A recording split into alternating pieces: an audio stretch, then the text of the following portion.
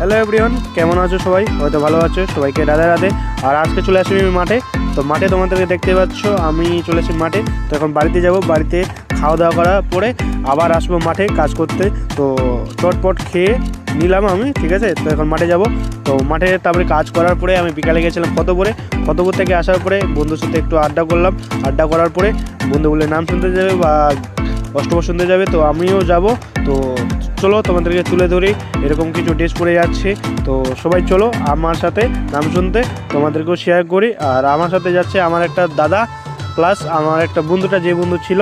তো তোমাদেরকেও সব তুলে ধরি। এই রাস্তা দিয়ে আমাদেরকে যেতে হয়, খুব অন্ধকার গাইস। তো চলো দেখো, হয়তো তোমাদেরকে ভালো লাগবে। আমাদের জামিল আলী অষ্টবর আর ইউনিট কিছু তো নেই, তো দেখো।